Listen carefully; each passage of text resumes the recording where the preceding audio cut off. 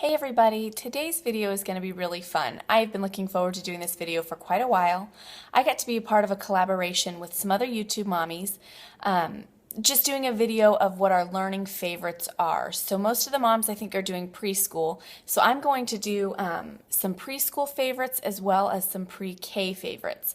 So some things that I just start with my early learner about the age of 3 to 4. And then some things that I do the year right before we start kindergarten, which is the age 4 to 5. So I'm going to go ahead and show you what some of our favorites are. I'm going to list all the other moms that are doing this collab in the description box below. So make sure you go down there and check them out and check out their videos. I'm really excited just to go look at their videos and see what else I can maybe bring into our home and some tips that they have that we can use. So I hope this is helpful. I'm going to turn the camera around, show you some of the things that we use, and hopefully you'll get some great tips from this. Okay, starting with preschool, and in my mind that's ages 3 to 4, I'm going to just show you a few of the things that I think are probably the most important at such a young age. One of the first big things is activity books. Now this is one of those really large activity books, and we found this at Costco. Actually, my stepmom got us one for Christmas a few years back, and we've loved it and we've replaced it, and we found them at Costco. They're great, they're huge, and my kids absolutely love playing with them. So this is great, and it keeps them busy while we're doing school with the older kids. So then some of the other things that I think are probably the most important is for us, flashcards A to Z. So learning the alphabet is going to do the most for them at the age of preschool. And once we've mastered the alphabet, we go through and try to master all the sounds the letters make. So we actually have these now, but when I first started, I actually, let's see if I can show you. The flashcards that we started with, I made myself. So we have letter flashcards, and then we were also doing number flashcards 0 to 10. So I wanted them to be able to recognize the numbers 0 all the way through 10. And then again, alphabet flashcards, the whole entire alphabet, and learn all of their sounds. And once you go through the flashcards and they've learned them, or they're in the process of learning them, there are so many things you can do. So we have letter tiles, and these are magnet letters, and I'll let them get them out and play with them, and I might be cooking and I'll say, find me this letter and put it on the fridge, or find me that letter, or let's put these 3 letters together. So it's just a fun way for them to, you know, really learn their letters and their sounds, which I think at this age is the most important part. So, because really you're just trying to get them to learn how to read, and you know, this is the beginning of it. So flashcards, the activity book, and then just some critical thinking activities. I've got these shapes here and these cards, and they will sit and put the shapes on the card and try to fill the picture in. So that's a lot of fun for them, and it's just a critical thinking activity. It helps them, or you know, they have to work through the different shapes that they're going to need to figure out how to make the card work. So they really enjoy doing this, and a lot of times when I'm teaching my older kids and I don't have time to work one-on-one with them, this will keep them busy. It's almost just like a puzzle.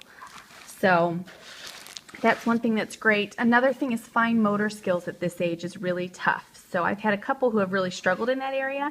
So things like lacing cards or lacing beads is a good way to work out those muscles in the fingers that they're going to need for holding a pencil for writing. So these are really good activities. Another tip that I have, I had a preschool teacher tell me to go home and break all of my crayons into itty bitty pieces, because the muscles that it takes to hold on to a little tiny crayon,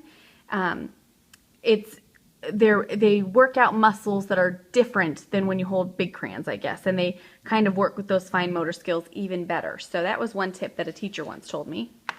And then this is another fun one that we found. I think this is Melissa and Doug. Yes, it is. It's a memory game, and there's different cards that go into the back, and they flip these. If I can do it with one hand, I don't know if I can. Oh, there we go. And then they get to go through and just match up the pieces, and again, just another critical thinking game form. I try to make everything fun and games at this age. I think 3 to 4, it's really hard for me to do structured learning with 3 to 4-year-olds, especially when I'm homeschooling older kids. So anything that's fun and game-like is what I'm trying to do, except for with the flashcards, because it's really important to me that they memorize the ABCs, the sounds that they make, and those numbers 0 to 10. So these are my favorites for preschool, and now I'm going to go ahead and show you what I'm doing with my 5-year-old right now for pre-K. Okay, so now for pre-K, and again for me that's age 4 to 5, the year right before kindergarten. This is the kind of stuff that I would be doing with 4 to 5-year-olds. So once we have learned those flashcards, the alphabet, the letters and sounds that I showed you before, I move to sight words. So we work on sight words, and then another thing I do is I use word tiles. Before I showed you letter tiles, these are word tiles, and we might play games where I put out 5 or 6 tiles and I ask them to pick out certain words that are all from their sight word list. So it's a fun game that they like to play. The other thing my son really likes to play this year is alphabet bingo. Again, once we've mastered the letters, we'll move to the sounds, and I'll shout out the sound of the letter, and that's a really fun game that he likes to play. Another tip for pre-K, you're working on handwriting and fine motor skills. We don't give our kids a tiny pencil the very first year. We switch them to these, they're the Ticonderoga, it actually says it right there, my first Ticonderoga. They're a thicker pencil, and I think they're really helpful. I have one in particular who really struggled with fine motor skills, and this really helped him when it came to doing his handwriting. Speaking of handwriting, I have the very first Handwriting Without Tears book here, and we use this in pre-K, and it comes with a pad and these like sticks, or they're like wood sticks that you can put out on a mat and practice your letters that way, as well as writing them out. So he really enjoys this. He's loving learning his letters. He's so ready to be able to write just like his older brother and sister. And I think Handwriting Without Tears is just one of the best. So I highly recommend that. Another phonics program that we really like is Explode the Code. So for pre-K, they have Get Ready for the Code, Get Set, and then Go for the Code. So A, B, and C, they are their pre-K books.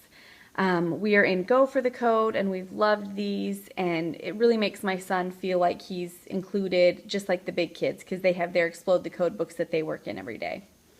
Another phonics program that I absolutely love, and I couldn't find my kindergarten one, so I have my big kid 2nd grade one here just to show you, but it's the Hooked on Phonics program. I cannot say enough good things about Hooked on Phonics. It's a great phonics program, and I suggest you guys check it out. We've used it from the beginning and love it, and will continue to do so. So another thing that we do every single day is we read from the Beginner's Bible. And this is such an easy reader that they're short and sweet, so everybody can sit through it, all the way down to my 3-year-old. And then my big kids will read it to them. So everybody gets involved in this, and they love it. Usually they're asking to read more than 1 chapter a day. I'll let them, but I also tell them we are supposed to read a chapter a day, so we'll come back and revisit the chapters that we maybe skipped ahead on. Bob books is another favorite of mine. They are really great early reader books. They're really simplistic, and they have several different series where they get tougher as you go, but they're just really easy. Like the first few books are consonant, vowel, consonant books, where it's like, I think the first book is called Matt, and it's like Matt, Sat, Matt, Pat, Tim, or, really simple books. And I think they feel really accomplished when they can finish those books, especially so young. And you really can, once you've learned the sounds that the letters make, can sit down with these books and watch them, figure them out, and read them. And they just are so pumped and so excited when they actually get through it. So I highly suggest Bob books or any series similar to the Bob books. Another item here is our Judy Clock. All of my kids love this, and we have found that it has helped with telling time so much. It is just your standard old school Judy clock. We used to have one in my school when I was young. We like that it tells the 5, 10, 15, 20, 25, 30 all the way around, and it's just been really, really great for my kids. It has really made learning to tell time pretty easy. So Judy Clock, I highly recommend. And let's see, the last but not least, my pre-K this year is using Matthew C. Primer. And this is just an intro to math, and I'll just give you a quick look here at the first few pages. I mean, it is really, really simple. So they have, before we even get into addition, we're learning the block system. So actually, I can't show you because we ripped them out. So this is week 14. It starts just at the very, very beginning where you're identifying the numbers. So maybe last year in preschool you would have gone through those 0 to 10 cards and memorized the numbers. So you already have a jump start getting into this book. So that's really good. It's a pretty boring, non-colorful book, but they have these blocks here that are really, really fun and colorful. And the first few weeks, I want to say 2 or 3 weeks, you don't even get into the blocks. But once you do, my son is always looking forward to math because he gets to get in and play with these blocks. So this is really, in my opinion, a pre-K book. Pre-K, maybe kindergarten if you didn't go through this stuff in pre-K. It's a great book for that as well. But if you're starting young, I would say you could use this for pre-K. That is what we're doing this year. So this is what we would use for preschool. So I hope you guys found this video helpful, and if you have any comments or questions, just leave them down in the comment section and I'll be sure to get back to you. And again, all the ladies who were involved in this collab are going to be in the description box. Make sure you go check out their links and their channels and their learning activity videos because I'm sure they're going to be great. And like I said, I'm really looking forward to just going and checking out what their tips are and what their advice and their activities and tools that have worked for their family. So I'm really excited about it as well. Hope this was helpful. We'll talk to you guys later. Bye.